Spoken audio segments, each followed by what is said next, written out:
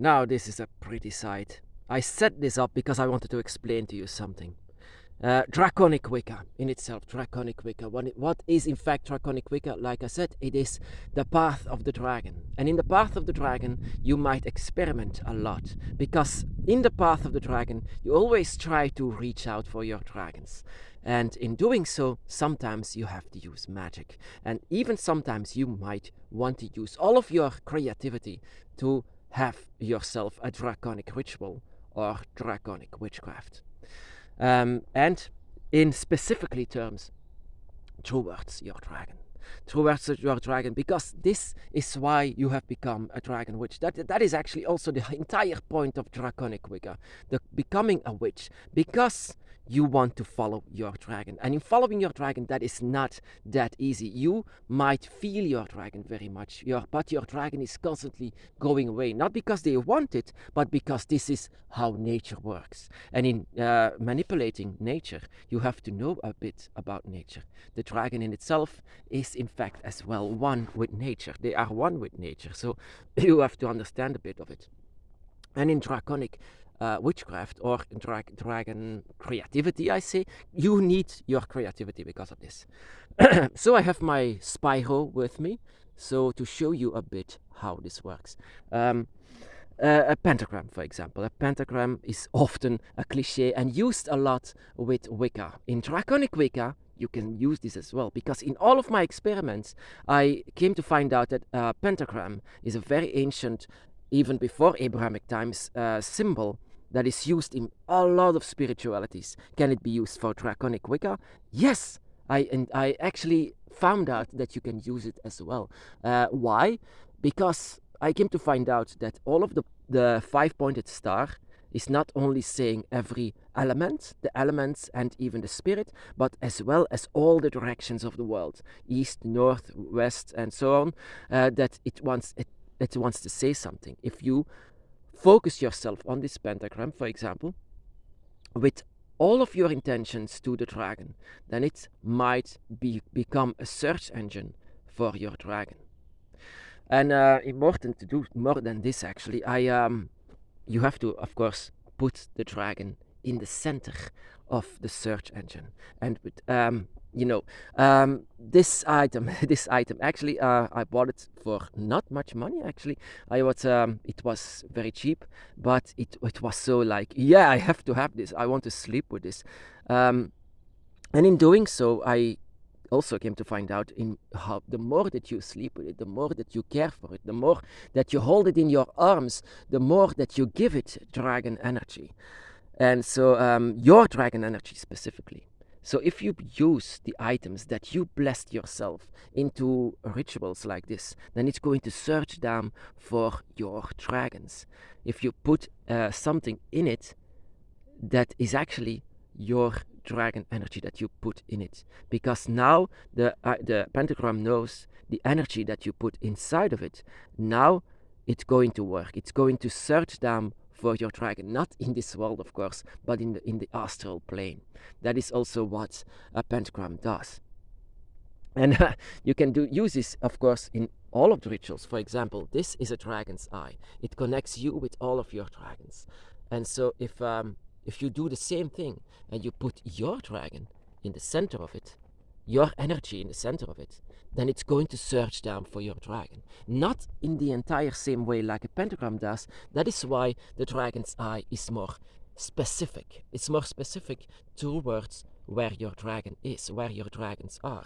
So in fact, if you put something in it, something of yours, like an item, like your necklace, like a plush, like something, and that is also why I always say your dragon altar, please let it be filled with items that mean something for you, not lifeless, pointless things.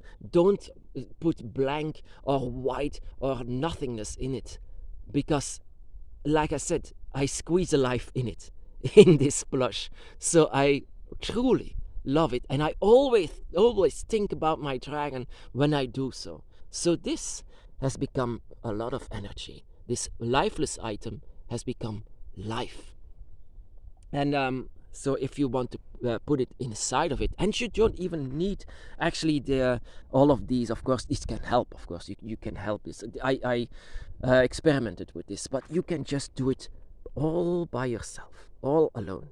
So the item that you have is now a tool for you, so that you can find your dragons. That is just the entire point of having items. The items on the dragon's path. The items cannot be blank or pointless. The items has to mean something. So that you have a necklace that means something, that you have a bracelet that means something, that even your shirt and with a dragon on it is not empty, that you just need it because it becomes a tool, because you love your dragon, because it's not empty anymore.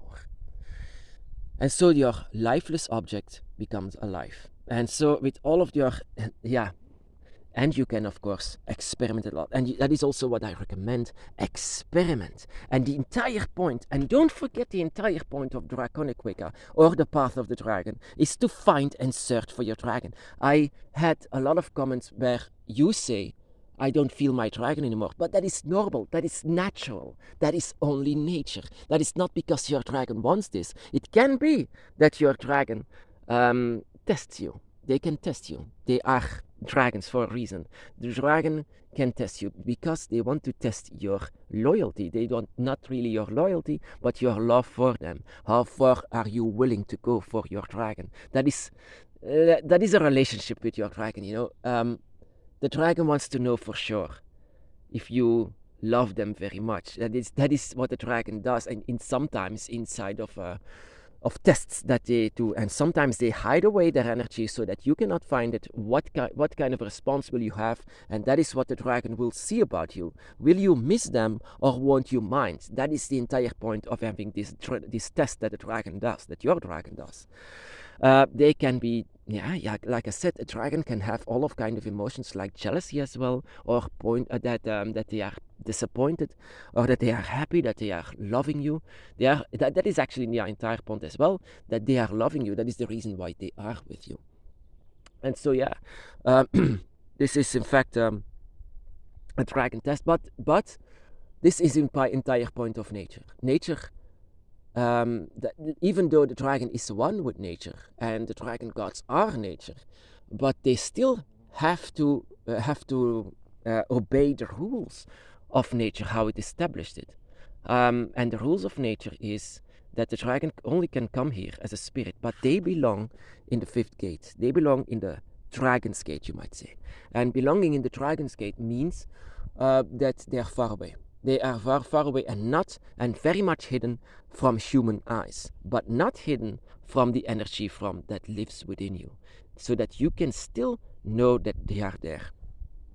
And that is also the entire point of it. You have the key to discover the dragon. You know where they are, and sometimes they fade away. But that is just, that is how nature is. Nature fades away as well. Sometimes it becomes winter, it becomes summer, it becomes spring, the fall. It changes all the time. And in changing, sometimes the dragon's energy changes as well. And sometimes your dragon, for example, is stronger at one point, at one moment in this entire year.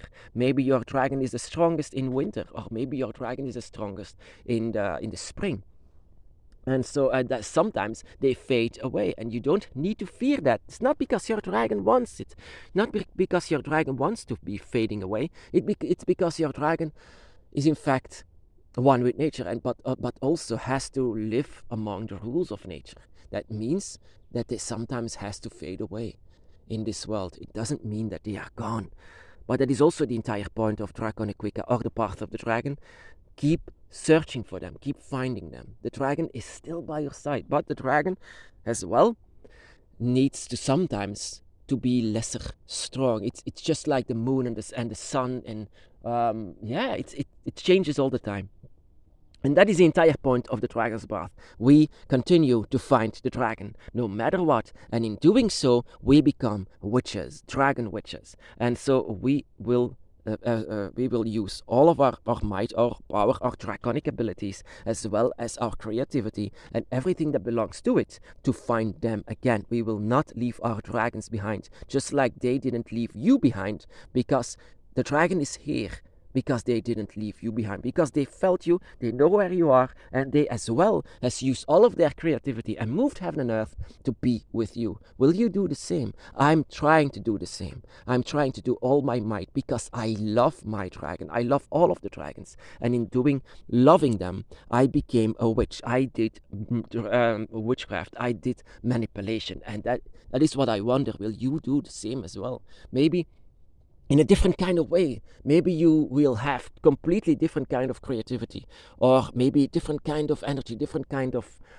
witchcraft that you will use in order to find your dragon.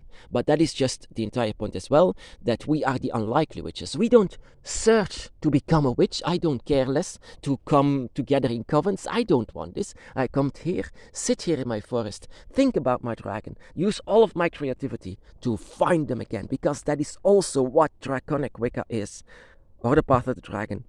That is just to reach out for your dragon, just like they are reaching out for you. That is the entire point of the Dragon's Path and Draconic Wicca.